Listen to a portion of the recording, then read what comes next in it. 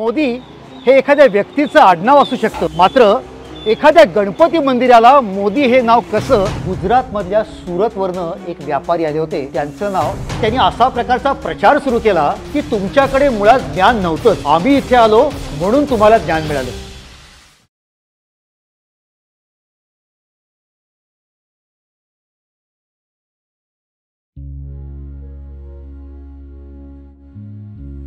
ओम नमस्ते गणपती.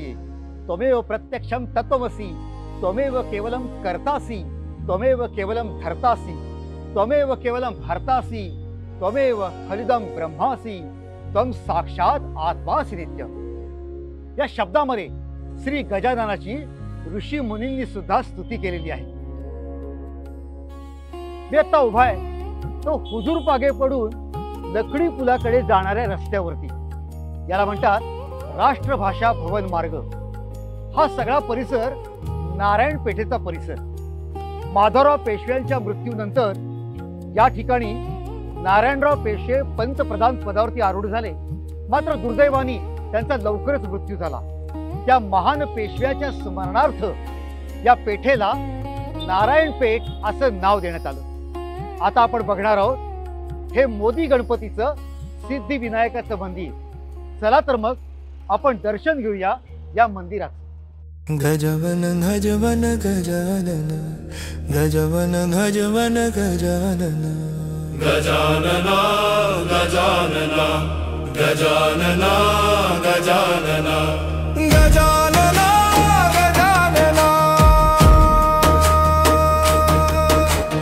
गजानना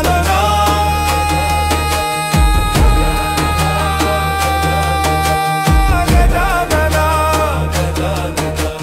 विनायक वक्रतुंड एकदंत लंबोद, गजमुख सिद्धि विनायक मंगलमूर्ति धूम्रकेतु, हाल चंद्र गणनायक, मूषक वाहन मोदक हस्त, सर्वदा मंगल करता.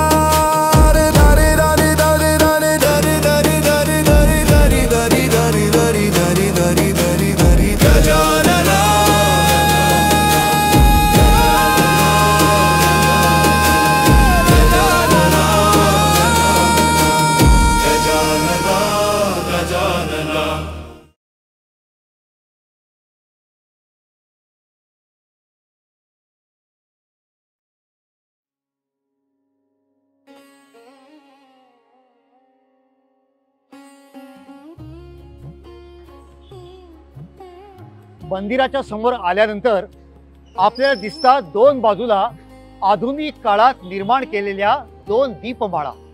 अत्यंत सुंदर असं रेखीव त्यांचं काम आहे आणि विशेष म्हणजे त्याच्यावरती दोन तुळशी वृंदावन निर्माण केलेली आहे. हे पाहिल्यानंतर आता आपण प्रवेश करतो आहोत मंदिराच्या अंगणामध्ये. चला तर.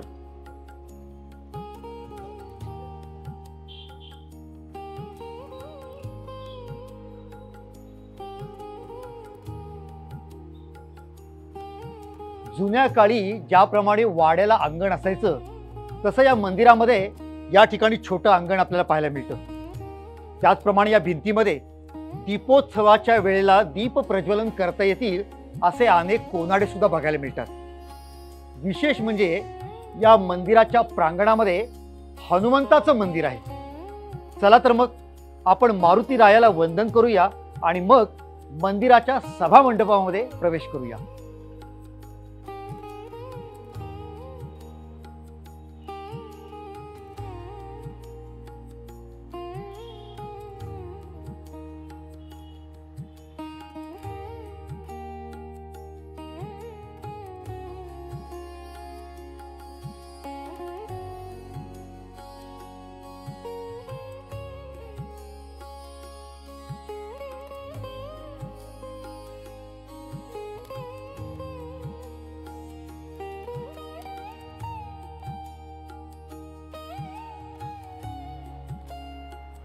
आपल्या सर्वांच्या मनामध्ये हा प्रश्न आला असेल की या गणपतीला मोदी गणपती हे नाव कसं पडलं. त्याचं झालं असं की या पेशवाईच्या उत्तर काळामध्ये गुजरातमधल्या सुरतवरनं एक व्यापारी आले होते. त्यांचं नाव खुशरू शेठ मोदी.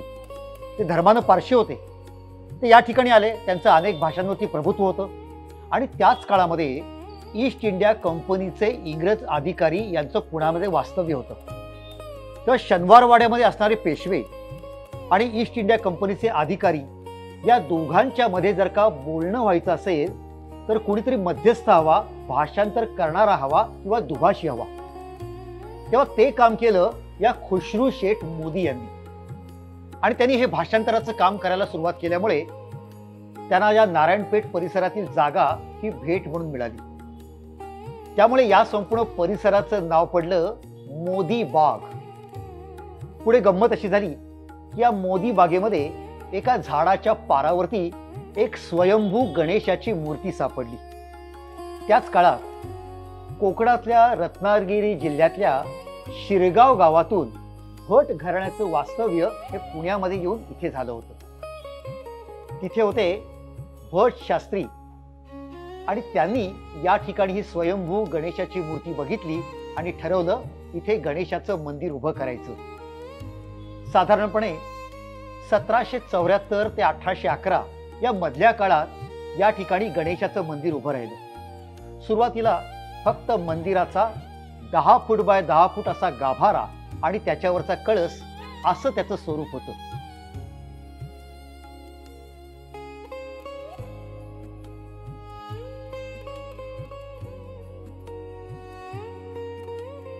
पुढे 1868 मध्ये हा जो प्रशस्त भव्य असा सभामंडप आहे तो सभामंडप या ठिकाणी उभारण्यात आला.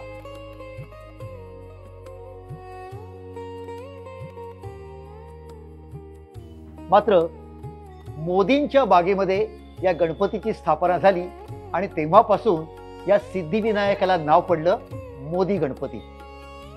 अजून एक गमतीदार नाव आहे या गणपतीला. याच परिसरामध्ये इथून जवळच नदीचा किनारा आहे. तिथे मच्छी विक्रीचा बाजार भरायचा. तिथे बोंबील विकायला असायचे आणि त्यामुळे पुणेकर ज्याप्रमाणे देवतांना वेगळी वेगळी नावं ठेवतात त्यांनी या गणपतीला नाव ठेवलं बोंबल्या गणपती. इतकंच नाही, या मंदिरामध्ये अनेक तरुण तरुणींचे विवाह हे ठरले आणि म्हणून काही काळ याला विवाह गणपती असं सुद्धा नाव मिळालं होतं.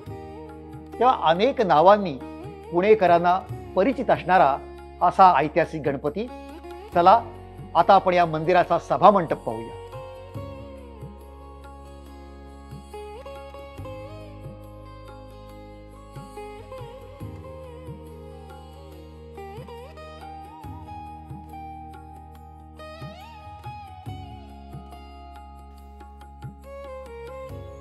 हा आहे मंदिराचा प्रसन्न सभामंडप. 1.5 फुटी दगडी चौथऱ्यावरती हा उभारला आहे. या ठिकाणी दोन्ही बाजूला भक्कम असे लाकडी खांब आहेत आणि त्याच्यावरती सुंदर नक्षीकाम असणाऱ्या कमानी महिरप म्हणून लावलेल्या आपल्याला पाहायला मिळतात.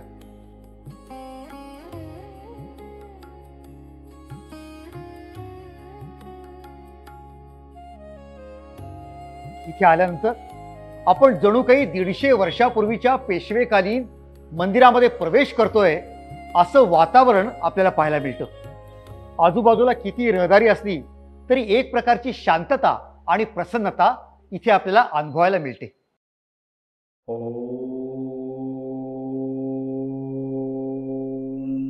मित्रांनो, आपण ओंकार अनेकदा पाहतो आणि लिहितो सुद्धा, पण तो आपल्या मराठी भाषेमध्ये. पण भारतामधल्या वेगवेगळ्या लिपींमध्ये ओंकार कसा लिहिला जातो याची एक छोटी प्रदर्शनी या ठिकाणच्या खांबांवरती आपल्याला पाहायला मिळते आहे.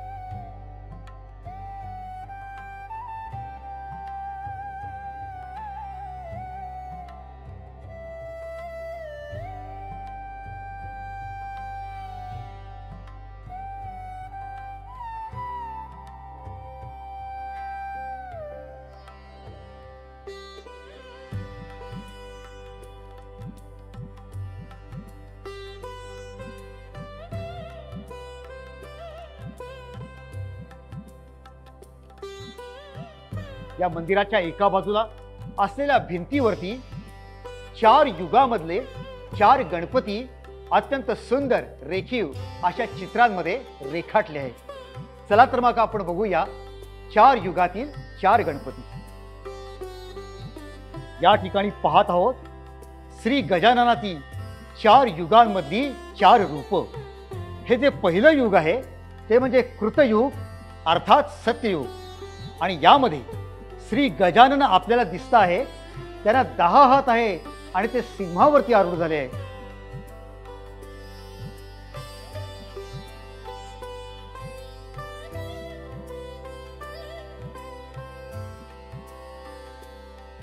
या ठिकाणी आपल्याला त्रेता युगातील गजाननाचं चित्र रेखाटलेलं पाहायला मिळतंय। या ठिकाणी गणपती याला 6 हात आहे आणि तो मयुरावरती म्हणजे मोरावरती आरूढ झाला आहे असं चित्र दाखवलेलं आहे। आता आपण बघणार आहोत पुढच्या युगातील गजाननाचं चित्र। या ठिकाणी आपल्याला पाहायला मिळतंय द्वापार युगातील गजाननाचं चित्र। आपल्याला असं दिसेल की या चित्रामध्ये गणपतीला 4 हात आहेत आणि तो मूषकावर म्हणजे उंदरावरती आरूढ झालेला आहे। द्वापार युगातील हे गणपतीचं चित्र पाहिल्यानंतर आपण आता बघणार आहोत शेवटच्या युगातील गजाननाचं चित्र। चला तर मग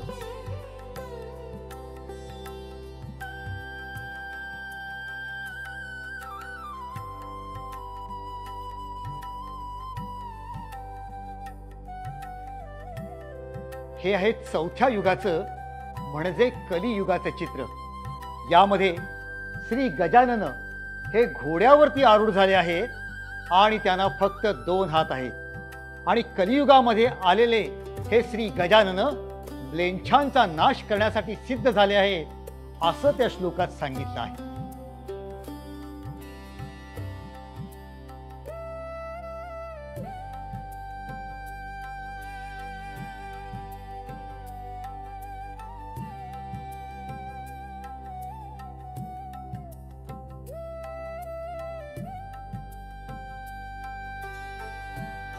या मंदिराचं आणखीन एक वैशिष्ट्य म्हणजे इथे असलेला जुन्या पुण्याचा नकाशा। हा नकाशा 1872 सालचा आहे। तर त्या काळामध्ये नेमकं पुणे कसं होतं, मंदिरं, पेठा, वाडे हे कशा प्रकारे होते याचं दर्शन आपल्याला या नकाशामध्ये होतं आणि विशेष म्हणजे त्यामध्ये आपल्याला हे मोदी गणपती सुद्धा आढळून येतं। इथे पुढे आपल्याला पाहायला मिळतं आहे शांग महाजन हे पुणे शहरावरती अभ्यास करणारे विद्वान गृहस्थ, त्यांचा लेख। आपल्या सर्वांना युनेस्को ही जागतिक दर्जाची संघटना जगातील अनेक महत्त्वाच्या स्थानांना जागतिक वारसा स्थळ म्हणून मान्यता देते हे माहीत असेल। मात्र काही वर्षापासून आपल्या पुणे महानगरपालिकेने सुद्धा पुणे शहरातील अनेक महत्त्वाच्या वास्तूंना असा दर्जा द्यायला सुरुवात केलेली आहे आणि या ठिकाणी आपल्याला पाहायला मिळतं की पुणे महानगरातील वारसा स्थळ म्हणून ज्यांना घोषित करण्यात आले आहे अशा अ दर्जाच्या यादीमध्ये मोदी गणपती या मंदिराचा समावेश झालेला आहे। तुम्हाला आणखीन एक गंमत सांगतो। 1843 साली एक फ्रेंच युवक या पुणे शहरात आला होता। त्याचं नाव होतं शार्ल दी ओशोआ। तो अत्यंत विद्वान होता, अभ्यासक होता। त्यांनी पुणे शहरातील अनेक मंदिरांना भेटी दिल्या आणि त्यांनी पुणे शहरातील मंदिरांची यादी सुद्धा केली। एका फ्रेंच अभ्यासकाने 1843 मध्ये निर्माण केलेल्या यादीमध्ये सुद्धा या मोदी गणपतीचा समावेश होता असं आपल्याला आढळून येतं। त्यावेळेला या ठिकाणी इंग्रजांचं राज्य होतं। त्यांनी असा प्रकारचा प्रचार सुरू केला की तुमच्याकडे मुळात ज्ञान नव्हतंच, आम्ही इथे आलो म्हणून तुम्हाला ज्ञान मिळालं। अशा वेळेला आपल्या या महाराष्ट्रातील काही विचारवंत अस्वस्थ झाले आणि त्यांना असं वाटलं भारताच्या प्राचीन ज्ञान परंपरेची या समाजाला ओळख करून दिली पाहिजे आणि म्हणून वेदांची ओळख संपूर्ण भारताला करून देण्यासाठी वेदशास्त्र उत्तेजक सभेची स्थापना करण्यात आली. न्यायमूर्ती महादेव गोविंद रानडे, महादेव मोरेश्वर कुंटे आणि असे अनेक विद्वान एकत्र आले आणि त्यांनी वेदशास्त्र उत्तेजक सभेची सुरुवात केली. ती घटना घडली ती या मंदिरामध्ये. त्या काळामध्ये भारतीयांच्या मनामधली राष्ट्रीय वृत्ती जागृत व्हावी म्हणून राष्ट्रीय कीर्तनाची परंपरा सुरू झाली. या मंदिरात कीर्तन भजन हे तर अनेकदा होत असेल, मात्र कोल्हटकर नावाच्या कीर्तनकार बुवांचं पहिलं राष्ट्रीय कीर्तन या मंदिरात झालं होतं. पुणे शहरातील शेंडे या अत्यंत विद्वान घराण्याचा या मंदिराशी निकटचा संबंध आहे. जुन्या पिढीतील वासुदेव शास्त्री शेंडे यांनी या मंदिरामध्ये रोज संध्याकाळी पुराण पठणाची परंपरा चालू केली. मित्रांनो, 1869 साली ही परंपरा सुरू झाली आणि ज्यावेळेला या घटनेला या परंपरेला 1969 साली 100 वर्ष पूर्ण झाली, तेव्हा याच शेंडे घराण्यातील वारसदारांचा या मंदिरामध्ये नानासाहेब परुळेकर यांच्या हस्ते भव्य असा सत्कार करण्यात आला. पुढे 2019 साली या घटनेला 150 वर्ष पूर्ण झाली. त्यावेळेला याच मंदिरामध्ये पंडित वसंतराव गाडगीळ, घैसास गुरुजी, भाग्यलता पाटसकर अशा विद्वान लोकांच्या समोर पुणे शहरातील अनेक पुराणिक लोकांना बोलवून त्यांचा हृदयस्पर्शी असा सत्कार समारंभ आयोजित करण्यात आला होता. अशाच माहितीपूर्ण एपिसोडसाठी टायगर मंक ओरिजिनल्सला लाईक करा, सबस्क्राईब करा, शेअर करा.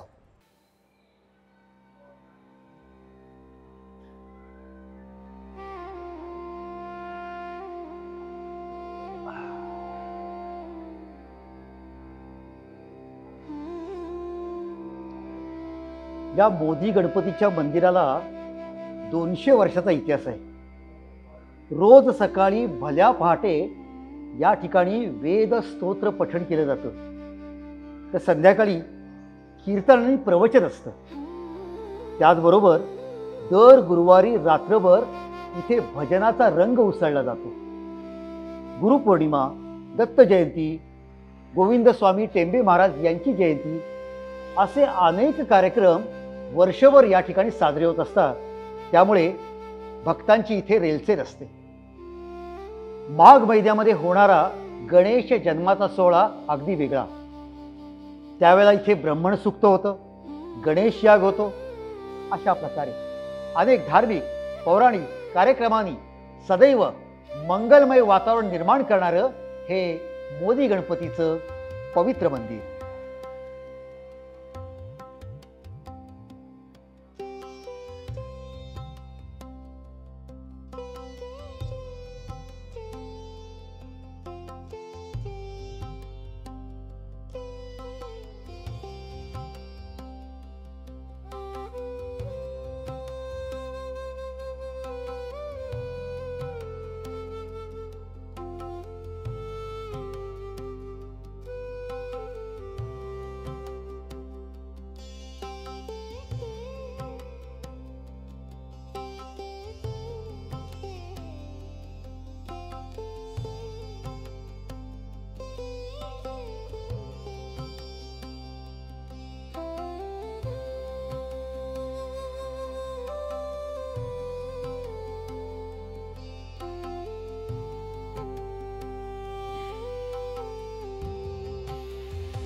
सभा मंडपाकडून आपण पुढे आलो की पहिल्यांदा आपल्याला दिसतो एक लहानसा उंदीर.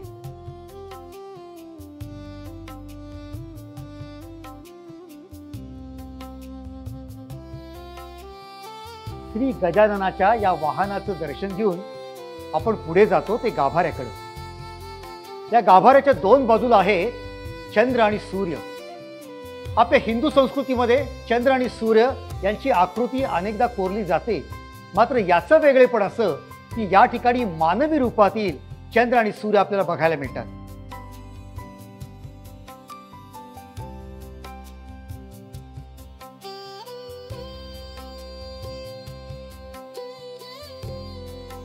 त्याचप्रमाणे त्या गाभाऱ्याच्या दरवाजामध्ये 2 द्वारपाल येणाऱ्या भक्तांचं स्वागत करण्यासाठी सिद्ध झाले आहेत.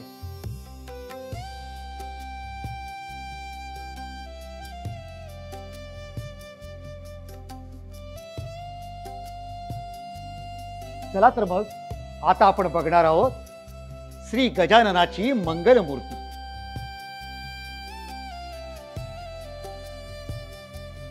या मंदिराचं गर्भगृह अत्यंत मंगलमय असं आहे. या गाभाऱ्यामध्ये पितळीचा देवारा आहे आणि त्याच्यामध्ये सिद्धिविनायकाची प्रसन्न मूर्ती विराजमान झाली आहे. याची मूळ मूर्ती जरी लहान असली तरी त्याच्यावरती शेंदुराचं लेपन केलेलं आहे. मूर्तीची उंची जवळजवळ 3 फुटाची आहे.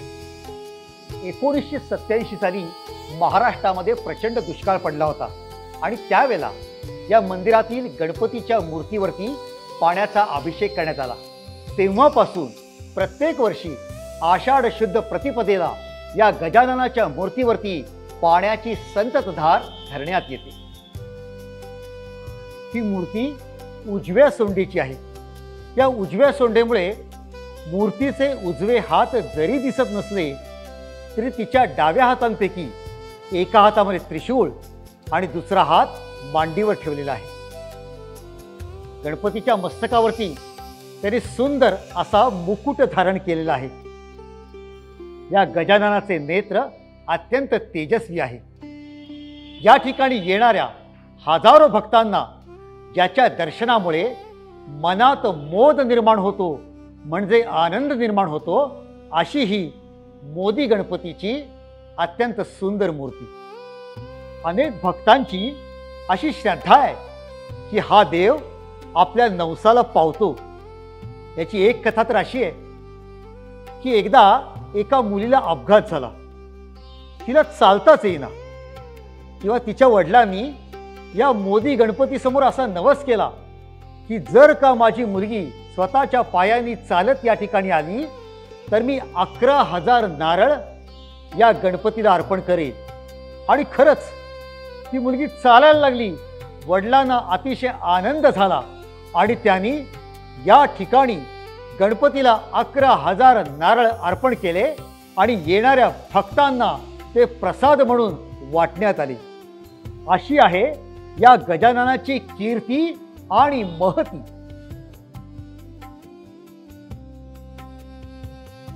यानंतर आपण बघणार आहोत या मंदिराच्या गाभाऱ्याभोवती असणारा प्रदक्षिणा मार्ग.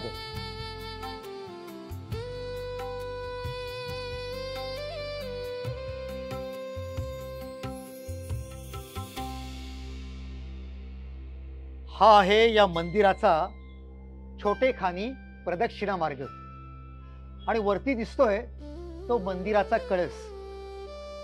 हा मंदिराचा कळस अतिशय सुंदर असा नक्षीकामाने सजवलेला आहे आणि विशेष म्हणजे त्या कळसाकडे बघितलं की पेशवेकालीन स्थापत्य शैलीचं आपल्याला दर्शन घडतं.